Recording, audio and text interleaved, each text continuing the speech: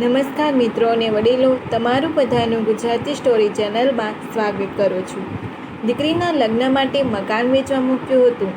એક ગ્રાહક મકાન જોવા આવ્યા હતા તો તેને જોઈને દીકરીની માતા ખુરશી પરથી ઊભા થઈ ગયા. દલાલે પૂછ્યું, આ કોણ છે? તો દીકરીની માતાએ કહ્યું કે જો આ સ્ટોરી તમને પસંદ પડે તો આ ચેનલને સબસ્ક્રાઈબ, લાઈક, શેર અને કમેન્ટમાં અભિપ્રાય જરૂર આપજો. બાજુમાં રહેલ બેલ આઇકનને જરૂર ઓન કરજો જેથી તમને આવી અવનવી સ્ટોરી સાંભળવા મળે. રમાબેન તેની દીકરી કવિતા સાથે ઘરમાં એકલા જ રહેતા હતા. બેંકમાં ક્લાર્કની નોકરીમાંથી નિવૃત્ત થઈને તેઓ કવિતા સાથે ઘરમાં રહેતા હતા. તેના પતિનું મૃત્યુ ઘણા વર્ષો પહેલાં લાંબી બીમારીથી થઈ ચૂક્યું હતું. દીકરી અને માતા બંને એકલા જ ઘરમાં રહેતા હતા. તેઓ પાસે એક નાની દુકાન હતી, પરંતુ તેના પતિની ખરાબ તબિયતના હિસાબે તે પણ બંધ કરીને વેચી દેવી પડી હતી અને ઘરમાં રહેલી બધી બચત પણ બીમારીની સારવારમાં સાફ થઈ ચૂકી હતી. તેમ છતાં રમાબેનને પેન્શનની આવક હોવાથી ઘરનું ગુજરાન થઈ જતું. ધીમે ધીમે દીકરી મોટી થવા લાગી અને સહજ રીતે રમાબેનની દીકરીના લગ્નની ચિંતા થવા લાગી. પોતાના પતિ પણ હાજર નહોતા અને દીકરીના લગ્ન કઈ રીતે કરવા, આ બધી ચિંતા રમાબેન માથે આવી પડી હતી. દીકરીના લગ્નમાં જરૂરી રૂપિયાની સગવડ કરવા માટે તેઓએ પોતાનું મકાન વેચવા માટે મૂકી દીધું હતું.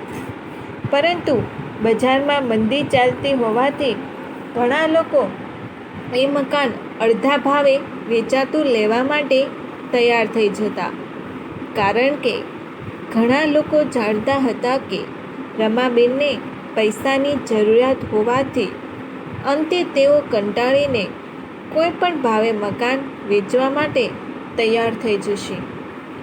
એક દિવસ એક દલાલ મકાન જોવા માટે ગ્રાહકને લઈને રમાબેનને ઘરે આવ્યા.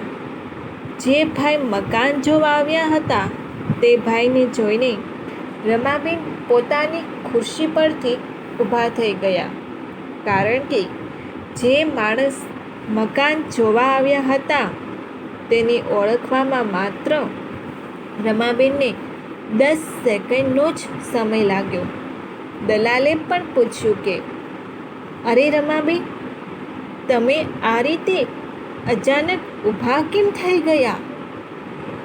ત્યારે રમાબેનને તેની ઓળખાણ આપતા દલાલને કહ્યું કે આ બીજું કોઈ નહીં પરંતુ હું જ્યારે પહેલી નોકરીમાં લાગી હતી ત્યારે તેઓ તે બેંકમાં મેનેજર હતા. આ વાતને 30 વર્ષ થઈ ચૂક્યા હતા. 30 વર્ષ પછી તેઓ ફરી પાછા એકબીજાને મળ્યા. 30 વર્ષ પહેલાં ઈમાનદારી અને નિષ્ઠાથી કરેલી નોકરીના હિસાબે દોશી સાહેબ આજે પણ પૂરા મનથી રમાબેન સાથે વાતચીત કરતા હતા. મકાન જોયા પછી દોશી સાહેબ બેસીને વાતચીત કરતા હતા અને રમાબેનને પૂછ્યું કે આવું સારું મકાન કેમ વેચવું છે? ત્યારે રમાબેને દીકરીના લગ્નની વાત કરી.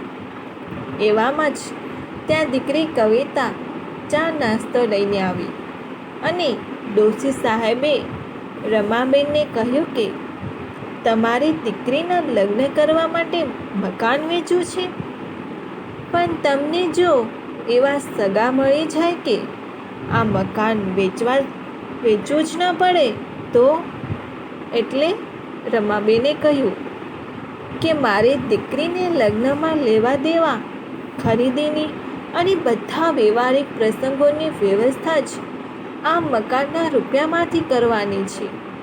ડોશી સાહેબનો દીકરો નીરવ પણ ભણી ગણીને એક પ્રાઇવેટ કંપનીમાં મેનેજર બની ગયો હતો અને તે પણ તેને માટે દીકરીની શોધમાં હતા.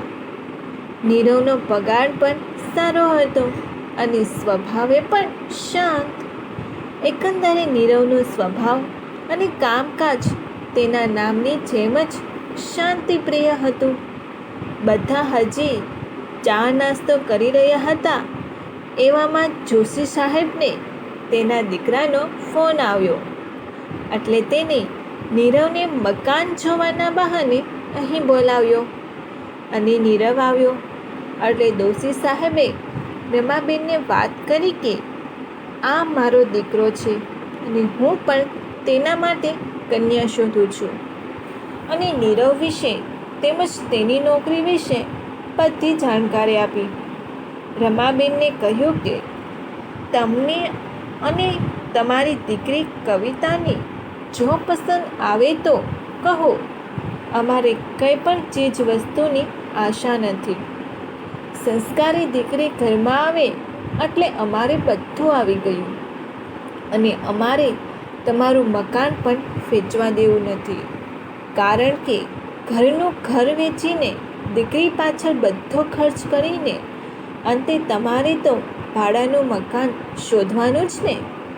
કવિતા અને નીરવ પણ એકબીજાને મળ્યા અને એ બંનેને કોઈ વાંધો નહોતો.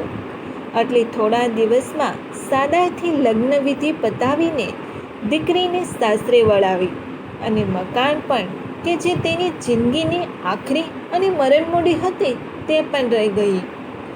આજે જ્યારે દીકરા દીકરીના લગ્નમાં તેના માતા પિતા પોતાની મરણમૂડી અને તે ઉપરાંત માથે ઉધાર લઈને કે વ્યાજ લઈને પોતાના સંતાનોના વ્યવહારિક કામ કરતા હોય છે અને આથી રીતે પાયમાલ થઈ જતા હોય છે, ત્યારે આ દોશી સાહેબ જેવા લોકોની સમાજમાં ખાસ જરૂર છે, જે તેના સગાને બરબાદ થતાં બચાવે. આમ રમાબેનની દીકરી સારા ઘરમાં પરણી ગઈ અને ઘર પણ બચી ગયું. આપનો સગો આપણને તારે એવો હોવો જોઈએ, આપણને મારે તેવો નહીં, અને જો સગો મારે તેવો હોય તેનાથી મોટો કોઈ દુશ્મન નહીં. તમારું શું કહેવું છે એ કમેન્ટમાં અભિપ્રાય જણાવજો. જો આ સ્ટોરી તમને પસંદ પડી હોય તો દરેક લોકો જોડે શેર કરજો. આવી સ્ટોરી સાંભળવા માટે આ ચેનલને સબસ્ક્રાઈબ, લાઈક, શેર અને કમેન્ટમાં અભિપ્રાય જરૂર આપજો. સાંભળવા માટે તમારા બધાનો ખૂબ ખૂબ આભાર.